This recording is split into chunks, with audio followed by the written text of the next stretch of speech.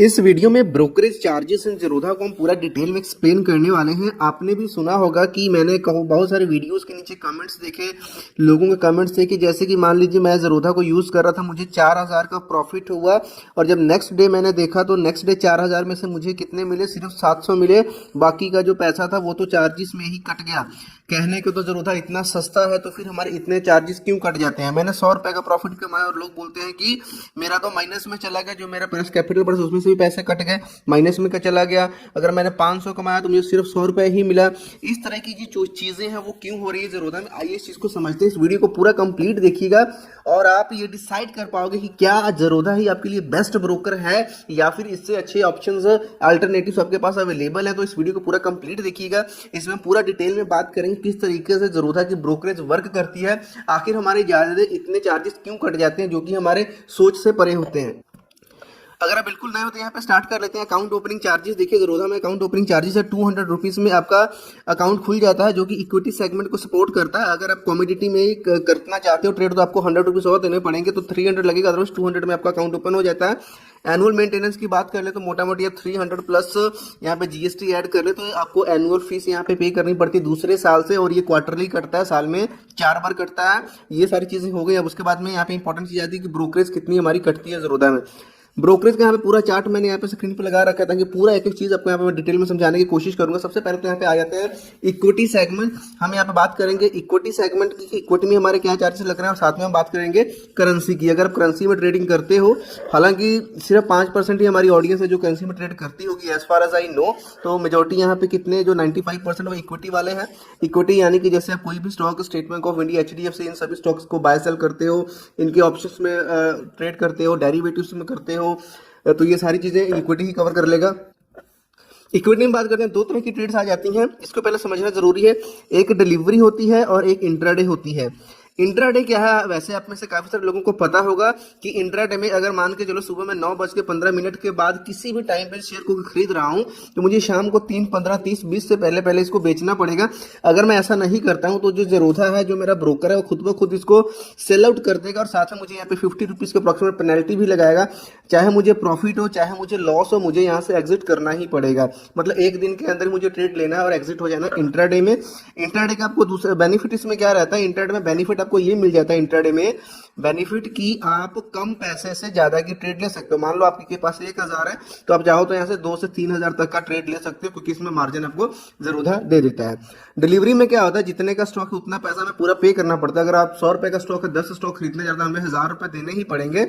और इसमें बेनिफिट क्या है कि अगर आज इसको मैंने आज खरीदा, इसको टुडे बाय किया, तो इसको मैं कब तक होल्ड कर सकता हूँ, जब तक चाहो 1 ईयर, 2 ईयर, 1 वीक, 2 वीक, जब तक चाहो इसको मैं रख सकता हूँ। और अगर आज ही खरीदा मैंने, डिलीवरी खरीद तो डिलीवरी लिया और बेच भी आज ही दिया, तो ये डिलीवरी नहीं काउंट होगा, ये इंट्राडे काउंट होगा। लोगों को ये भी बड़ा कन्फ्यूजन है, इस चीज के ऊपर भी हम समझेंगे। ये भी एक रीजन होता है कि लोगों के चार्जेस यहाँ पे ज्यादा कटते हैं। अब हम इक्विटी की बात कर लेंगे। देखिए इक्विटी में क्या, ध्यान से चीजों को समझिएगा। सबसे पहले हम समझते हैं इक्विटी डिलीवरी को। यहाँ पे देखिए इक्विटी डिलीवरी क्या है कि जितने का स्टॉक उतना हम पैसा दे देंगे, लेकिन इसको जब तक होल्ड करेंगे, और इसमें जो हमसे ज़ीरोधा ब्रोकरेज लेगी वो जीरो लेगी, यानी कि ब्रोकरेज कुछ भी नहीं लगेगा।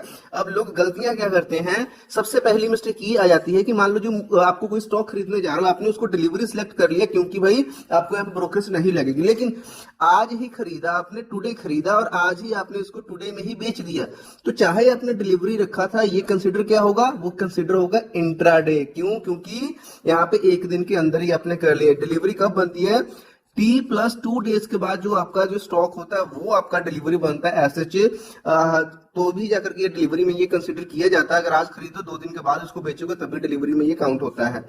अब यहाँ पे इंट्राडे की बात कर ले कि अगर आज ही खरीदा आज ही बेच दिया, उसके लिए यहाँ पे कंपनी तो नो डाउट आपको थोड़ा मार्जिन देती है, कम पैसे में ज्यादा ट्रेड कर लो तो यहाँ पे ब्रोकरेज लगती है। डिलीवरी में कोई भी ब्रोकरेज नहीं है ज़ीरोधा का। और इंट्राडे में क्या है, 0.03% और ₹20, जो भी इसमें से कम होगा, अगर कम अमाउंट है तो 0.0% का चार्ज लगेगा। अगर लाखों में अमाउंट है तो भी मैक्सिमम ₹20 मैक्स लगे, इससे ज्यादा आपका ब्रोकरेज नहीं लगे एक ऑर्डर के ऊपर, बाय के ऊपर। और बाय कर रहे हो तो सेल भी करना पड़ेगा, तो कितना बन गया 40 रुपीज आपको एक ऑर्डर एग्जीक्यूट होने पर लगेगा। ओके, और यहीं पे 0.03% का मान लो कुछ नए लोग हैं जो 100-200 ट्रेड करते हैं, उनके लिए 0.03% यहाँ पे लगने वाला है। तो पहली मिस्टेक ज्यादा लगने का कि ये हो गया कि हम इक्विटी डिलीवरी सिलेक्ट करते हैं लेकिन उसको सेल सेम डे में कर देते, तो वो हमारा कंसिडर होता है इक्विटी इंट्राडे में। सेकंड यहाँ पे प्रॉब्लम क्या आती है, सेकंड चीज ये आती है लोग बाकी के चार्जेस को भूल जाते हैं। यहाँ पे देखिए एसटीडी चार्जेस यहाँ पे लगते हैं, डिलीवरी वाले में देखिए 0.1%, ये देखिए अमाउंट थोड़ा सा ज्यादा बन जाएगा, 0.1% है। बाय पर भी लगेगा और सेल पे भी लगेगा। और अगर इंट्राडे कर रहे हो एक दिन वाला तो सिर्फ जब बेचोगे तब लगेगा, लेकिन लगेंगे कितना 0.025%, अप्रोक्सीमेट इसके बराबर ही पहुंच गया ना, डबल होगा इसका, सॉरी डबल नहीं, 0.1 है यानी 0.10 है और ये 0.025 है, बहुत कम है इंट्राडे वाली साइड में, बट ये सिर्फ सेल साइड में है। लेकिन डिलीवरी में ब्रोकरेज फ्री है, बट जो एसटीडी चार्ज है वहां पे देखिए 0.10%, ये अमाउंट अच्छी बन जाती है थोड़ी सी, मतलब बाकी ऐसा है कि ये जो चार्जेस आपको सभी ब्रोकर में पे करने पड़ेंगे, ब्रोकरेज को छोड़ करके अभी जितने भी हम स्टैट्यूटरी चार्जेस के बारे में बात करेंगे ये आपके हर ब्रोकर में ही लगने वाले हैं। ट्रांजैक्शन चार्जेस की बात कर लेते हैं कि मेजॉरिटी जो मतलब जितने भी हमारे यूजर्स है वो एनएससी के ऊपर ही करते हैं, तो 0.00325% लगता है आपको एनएससी में, इंट्राडे में भी सेम लगता है। अगर बीएससी पे करते तो थोड़ा सा हल्का सा आपको माइनर डिफरेंस देखने को मिलता है, बट ये इग्नोरेबल है। जीएसटी पे करना ही पड़ेगा। कैसे लगता है, जो भी आपकी ब्रोकरेज की अमाउंट बनती है उसके ऊपर 18% लगता है, प्लस सेबी के जो चार्जेस बनेंगे उसके ऊपर 18% लगता है। देखने में 18%, बट अमाउंट बहुत कम बनती है, क्योंकि मान लो आपकी ब्रोकरेज 40 रुपए बनी तो 40 रुपए का 18% बनेगा, ना कि पूरी अमाउंट का बनेगा। सेबी का चार्जेस अगर बहुत बड़ी अमाउंट में आप करते हो तब जाकर के है, 1 करोड़ के पीछे 10 रुपए का है। स्टैंप के चार्जेस, यहाँ पे स्टैंप ड्यूटी चार्जेस हैं, वो भी काफी बड़ी अमाउंट के ऊपर है, तो इस चीजों को भी आप इग्नोर कर सकते हो। तो ये सारे कुल मिलाकर के चार्जेस यहाँ पे एक जो फाइनल ब्रोकरेज है वो हमारी कैलकुलेट होती है।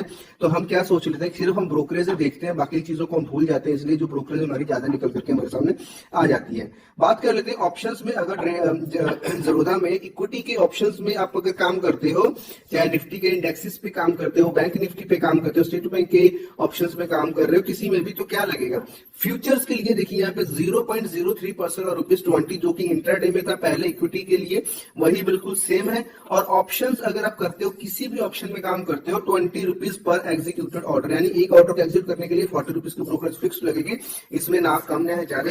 अब लोग यहाँ पे ऑप्शंस में बड़ी जल्दी से मतलब बाइंग सेलिंग करना स्टार्ट कर देते हैं, जब एक्सपायरी होती है वहां पे लोग 2-2, 300 की कॉल्स लेनी स्टार्ट कर देती है। उनको ये नहीं पता होता है कि 20-20 रुपए का प्रॉफिट निकाल रहे हैं, तो यहाँ पे 40 रुपए हर एक ऑर्डर के लिए आपको ब्रोकरेज देनी पड़ रही है, प्लस ये जो चार्जेस है आपको एसटीडी वगैरह के ट्रांजैक्शन चार्जेस, वो सारी चीजें आपको पे करनी पड़ रही है। तो कहां से प्रॉफिट कमा लोगे जब तक आप इस चीज को, इस इंडस्ट्री में अच्छे समझोगे, ब्रोकरेज में जब तक इसमें सब अच्छा प्रॉफिट निकाल ही नहीं सकते हैं। इसका सोल्यूशन क्या है, सोल्यूशन की हम बात कर लेंगे। नो डाउट यहाँ पे देखिए सारे चार्जेस एडिटिंग आ रहे हैं, आप चार्जेस से इनको पॉज करके आप स्क्रीनशॉट कर ले सकते हो ताकि आगे आपको समझने में आसानी हो। करेंसी की बात कर रहे हैं, सिर्फ 5% की करेंसी में क्या है, अगर तो करेंसी के फ्यूचर्स में काम कर रहे हैं तो वही 0.03% आपको लगेगा, क्वांटिटी के which is lower. STD charges में कोई नहीं लगेगा, ट्रांजैक्शन चार्जेस जीएसटी सब आपके सामने है, स्टैंप चार्जेस आपके सामने बहुत ही महीने से है। और अगर आप इसके ऑप्शंस में काम करते हो सारी चीजें सेम रहने वाली है, बस ये जो चार्ज है 0.8 फिक्स यहाँ पे ₹20 पर एग्जीक्यूट लगेगा, यानी ₹40 पर ऑर्डर पर लगने वाला, प्लस जो अगर यहाँ पे कुछ चार्जेस स्ट्रक्चर वो लगने वाले करेंसी के सेगमेंट में। सोल्यूशन क्या है, इसका सोल्यूशन मुझे खुद को पहले जो भी ब्रोकर है उसका कैलकुलेटर यूज करें, आपको कैलकुलेटर यूज करके पता चला कितना प्रॉफिट, कितना इसमें आपको चार्जेस पे करने पड़ेंगे। क्या इससे बेटर कोई ब्रोकर है? देखिए अगर आप बहुत अच्छा ब्रोकर तो ज़रोधा के साथ ही जाइए। अगर चेंज करना चाहते हैं ज़रोधा आप सर्च में नहीं हो तो नीचे आपको मैं डिस्क्रिप्शन में कुछ लिंक्स दे दूंगा, तो मैं खुद के लिए पूरा पैसा ज़रोधा भी है, एंजल वन का प्राइवेट है, एंजल वन में काफी यूज कर रहे हैं, इसके अलावा भी काफी अच्छे अच्छे ब्रोकर्स